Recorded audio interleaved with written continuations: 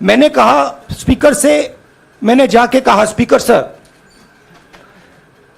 Parliament का नियम है कि अगर किसी मेंबर पर कोई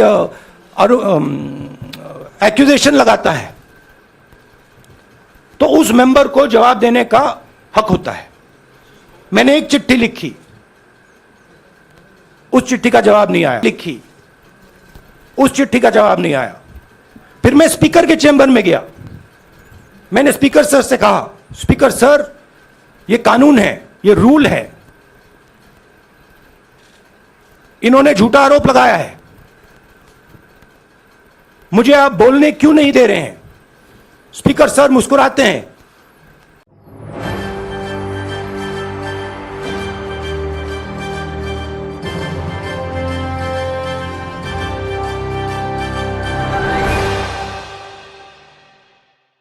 नमस्कार, SPN9 न्यूज देख रहे हैं आप। आपके साथ मैं हूं मानसी जायसवाल। कांग्रेस नेता राहुल गांधी को झारखंड हाईकोर्ट से बड़ा झटका लगा है। हाईकोर्ट ने गुरुवार को राहुल गांधी के खिलाफ चाईबासा की अदालत में कार्रवाई पर लगी रोक हटा ली है। जी हां, राहुल के खिलाफ पीड़क कार्रवाई नहीं करने का आदेश भी कोर्ट ने वापस ले लिया है। जस्टिस अनिल कुमार चौधरी की अदालत ने इस मामले में ग्रीष्मावकाश के बाद सुनवाई तय की है। सुनवाई के दौरान राहुल गांधी की ओर से जवाब के लिए फिर समय की मांग की गई थी, लेकिन अदालत ने इस आग्रह को नहीं माना। अमित शाह पर टिप्पणी करने के मामले में राहुल गांधी के खिलाफ चाईबासा कोर्ट में शिकायत दर्ज की गई थी। इस पर संज्ञान लेते हुए निचली अदालत ने राहुल के खिलाफ जमानती वारंट जारी किया था। वारंट के खिलाफ राहुल गांधी हाईकोर्ट पहुंचे थे और निचली अदालत की सभी प्रक्रिया रद्द करने के लिए याचिका दायर की थी। यानी कि तमाम राज्यों से इस वक्त राहुल गांधी को झटका लगता हुआ नजर आ रहा है। हाईकोर्ट ने राहुल गांधी के खिलाफ निचली अदालत में चल रही कार्रवाई पर रोक लगाई थी और उनके खिलाफ कोई पीड़क कार्रवाई नहीं करने का निर्देश दिया था। मामले में अदालत ने राहुल गांधी को जवाब दाखिल करने का निर्देश दिया, लेकिन राहुल की ओर से जवाब दाखिल करने के लिए हर बार समय की मांग की जा रही थी। साथ ही अदालत से अंतरिम आदेश जारी रखने का आग्रह किया जाता रहा है। आपको बता दें, राहुल गांधी ने अधिवेशन में अमित शाह पर एक टिप्पणी की थी, जिसको लेकर के अब मामला तूल पकड़ता जा रहा है। भाजपा नेता प्रताप कुमार ने शिकायत दायर कर कहा था कि राहुल गांधी के बयान से पार्टी को आघात पहुंचा है। वो भाजपा के कार्यकर्ता हैं, इसलिए उनकी भावनाएं आहत हुई हैं। शिकायतकर्ता ने में कहा गया था कि राहुल गांधी ने 2018 में कांग्रेस के अधिवेशन में कहा था कि भाजपा एक हत्या के आरोपी को अपना अध्यक्ष बना सकती है, लेकिन कांग्रेस में ऐसा कभी नहीं हो सकता। फिलहाल इस खबर में बस इतना ही। देश और दुनिया की तमाम बड़ी खबरों के लिए देखते रहिए SPN9 न्यूज। मैंने आप सब से काफी बार बोला है कि हिंदुस्तान में लोकतंत्र पर आक्रमण हो रहा है और इसका हमको हर रोज नए नए उदाहरण मिल रहे हैं। सवाल मैंने एक ही पूछा था,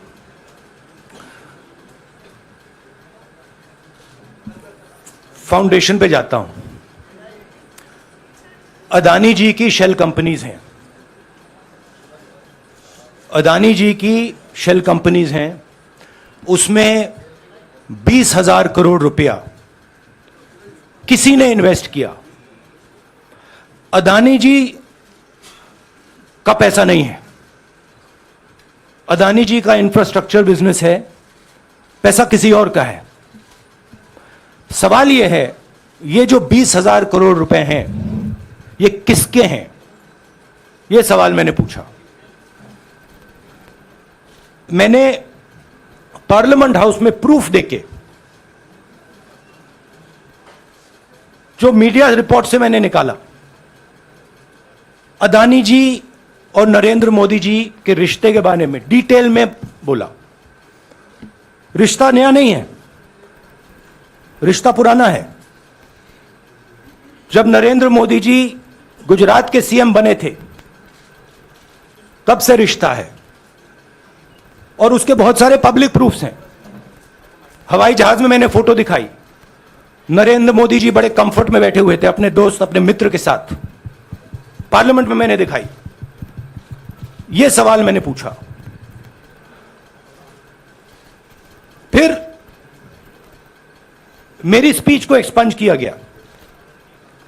मैंने स्पीकर को डिटेल चिट्ठी लिखी पॉइंट बाय पॉइंट कि मैंने कहा कि एयरपोर्ट्स अदानी जी को रूल बदल के दिए गए हैं।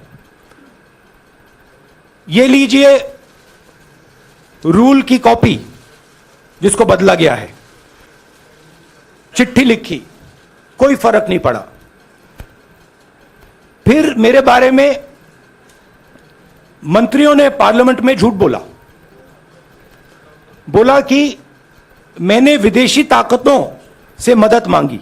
मैंने ऐसी कोई बात नहीं की है। मैंने कहा स्पीकर से, मैंने जाके कहा स्पीकर सर, पार्लियामेंट का नियम है कि अगर किसी मेंबर पर कोई एक्यूजेशन लगाता है तो उस मेंबर को जवाब देने का हक होता है। मैंने एक चिट्ठी लिखी, उस चिट्ठी का जवाब नहीं आया। दूसरी चिट्ठी लिखी, उस चिट्ठी का जवाब नहीं आया। फिर मैं स्पीकर के चेंबर में गया। मैंने स्पीकर सर से कहा, स्पीकर सर, ये कानून है, ये रूल है, इन्होंने झूठा आरोप लगाया है, मुझे आप बोलने क्यों नहीं दे रहे हैं? स्पीकर सर मुस्कुराते हैं, कहते मैं नहीं कर सकता। और फिर उसके बाद आपने सबने देखा क्या हुआ। सवाल पूछना मैं बंद नहीं करूंगा। नरेंद्र मोदी जी का अदानी के साथ क्या रिश्ता है और 20,000 करोड़ रुपए किसके हैं, मैं पूछता जाऊंगा। मुझे कोई डर नहीं लगता इन लोगों से। और अगर ये सोचें कि मुझे डिस्क्वालीफाई करके, धमका के, जेल में डाल के मुझे बंद कर सकते, नहीं, मेरी वो हिस्ट्री नहीं है। मैं हिंदुस्तान के लोकतंत्र के लिए लड़ रहा हूं और मैं हिंदुस्तान के लोकतंत्र के लिए लड़ता रहूंगा। किसी चीज से नहीं डरता हूं, यह सच्चाई है। अब आप सवाल पूछिए। एक एक करके प्लीज। हाँ मोहित, I'll say it in English also. Sorry. I'll say it in English also. The question begins a few weeks back in Parliament, where I asked the Prime Minister a very specific set of questions. Question number 1, 20,000 crore rupees or $3 billion are in shell companies owned by Mr. Adani. Mr. Adani could not have generated this money. He's an infrastructure business. Where did this money come from? Whose money is it? That was the first question. Whose shell companies are there? These companies are working in the defense field. Why does nobody know whose money this is? There is a Chinese national involved in this. Why is nobody asking the question, who is this Chinese national? That was the first question. Second question was set of questions with proof. Were what is the Prime Minister's relationship with Mr. Adani? I showed a picture of the Prime Minister and Mr. Adani's plane relaxing. I gave documentation about the defense industry, about the airports, about statements made in Sri Lanka, about statements made in Bangladesh, pictures of Mr. Narendra Modi sitting with the State Bank chairman in Australia. And I put this proof on the table. Immediately after that, the BJP started its work. My speech was expunged. I wrote a letter to the Speaker with a detailed explanation on the defense industry, on the airports, with press clippings, supporting documents, legal documents, and said, this is the supporting foundation of my speech.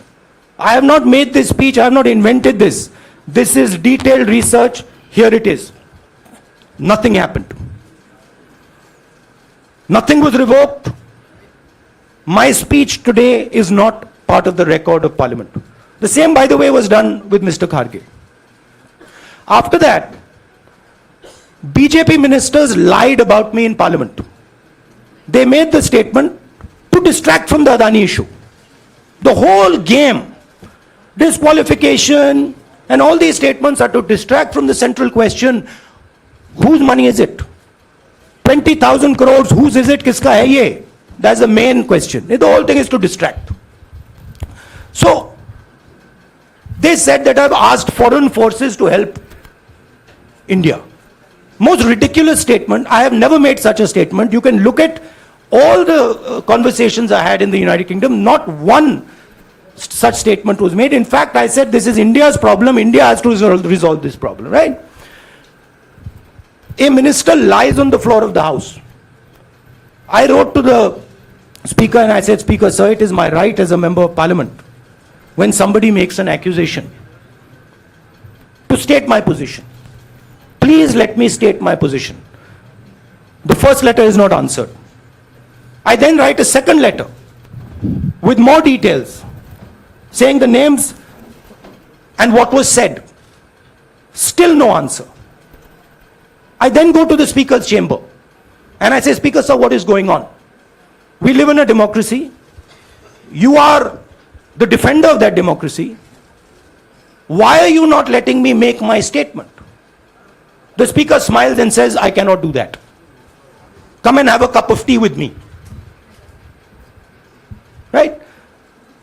So this is the whole drama that is being orchestrated to defend the Prime Minister from the simple question, whose 20,000 crore rupees, whose $3 billion went to Mr. Adani shell companies?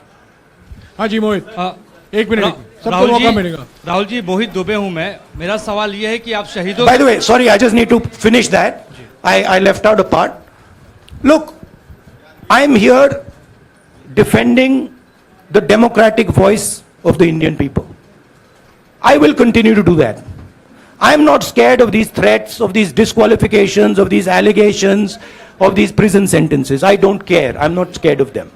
Okay? These people don't understand me yet. I am not scared of them. They are used to everybody being scared of them. I am not scared of them. Right? And I will continue to ask the question, what is the Prime Minister's relationship with Mr. Adani? It is an old relationship. It is a relationship that began when he was Chief Minister of Gujarat. Mr. Adani constructed the idea of Resurgent Gujarat, organized all that. This is a partnership. It's a close partnership. I'm going to keep asking that question. Rahul ji, मैं मोहित दुबे हूं। मेरा सवाल यह है कि आप शहीदों के परिवार से आते हैं। आपकी दादी भी डिस्क्वालीफाई हुई, जनता के बीच गई, आप सत्ता में वापस आए। आज के दौर में राहुल गांधी भी डिस्क्वालीफाई हो गए हैं, क्योंकि तमाम आपने इश्यूज को उठाया, चीन के इश्यूज को उठाया। क्या राहुल गांधी भी जनता के बीच में जाएंगे और वही वापसी फिर से करेंगे? राहुल गांधी भारत जोड़ो यात्रा में 4.5 महीने जनता के बीच में रहेंगे और वो मेरा काम है, वो मैं करता जाऊंगा। हाँ जी अनवर, आज के हिंदुस्तान में जो पहले राजनीतिक पार्टियों को सपोर्ट मिलती थी, मीडिया से मिलती थी, बाकी इंस्टीट्यूशन से मिलती थी, वो नहीं मिलती है। तो ऑपोजिशन की पार्टीज को एक ही रास्ता है, जनता के बीच में जाने का। हाँ जी अनवर। सर, भारतीय जनता पार्टी ने आप पर ओबीसी समुदाय के अपमान का आरोप लगाया है। इस पर आप क्या जवाब देना चाहेंगे भारतीय जनता पार्टी को? मैं पिछले भारत जोड़ो यात्रा में, आप मेरी कोई भी स्पीच देख लीजिए, मैं वहां कह रहा हूं सब समाज एक हैं, सबको एक साथ चलना चाहिए, भाईचारा होना चाहिए, नफरत नहीं होनी चाहिए, हिंसा नहीं होनी चाहिए। तो मेरी पोजीशन बिल्कुल क्लियर है। ये ओबीसी का मामला नहीं है, ये नरेंद्र मोदी जी और अदानी जी के रिश्ते का मामला है। 20,000 करोड़ रुपए जो अदानी जी को पता नहीं कहां से मिले, उसके बारे में मैं सवाल पूछ रहा हूं और उसका जवाब